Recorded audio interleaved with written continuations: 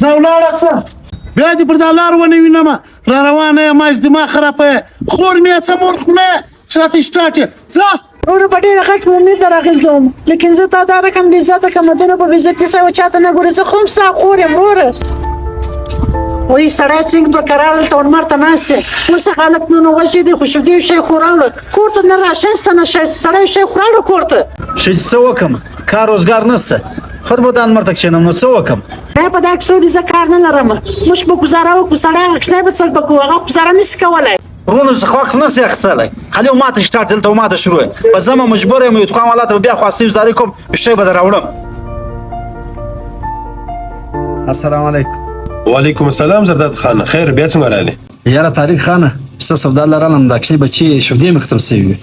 پیسې دې راوړې دي که بیا دغه خالي لاس را روان یې یا طارق خانه پیسې خو مې نه دي راوړي لاس مې ډېر بد تنګ دی بل وخت زه راځم ګوډې به راوړم ځه ولاړ صاحب سخن دې جوړ کړی دی همیشه را روان یم نن سودا راکړه سبا راکړه نن پیسې در کوم سبا در کوم ورته خپل کار کوه خر پالتو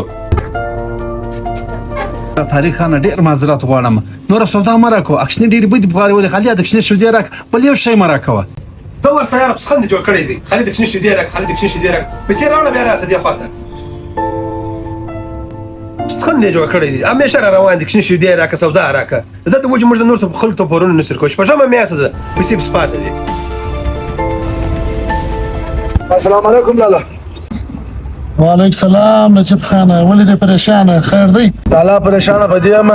نن مې هغه شی ویل دي د دوکان مخ ته ډېر پریشانه ولو خیر و چی شو پر چیش پریشان و لالا المش دغه شی حالات تاسو معلوم دي زما په خاله شی مې په پوزم غوښتي دوکاندار ما خان نور کوي نو ته څه دی اوس زه څه وکړم چې ته مال رالی لالا ما د خیر مشوره درکوله ما لازم یو خور ته خپل حق ورکو د څه شک وکړې دا ټول 14 لک روپۍ چې مې د دې په واده کې خرڅ کړې هغه حق نو چی شو لالا زه دا نه وایم کتاب دا وایي چې خور ته حق ورکړي دا حرام دي دا مه خورئ دا بس موږ راکړ کړی دی په واده کې موږ په خرڅ کړی هېڅ فالتو دماغ مه خرابوه ورسه زه خپل کار کوم زه په خپل کار ښه پوهېږم ځه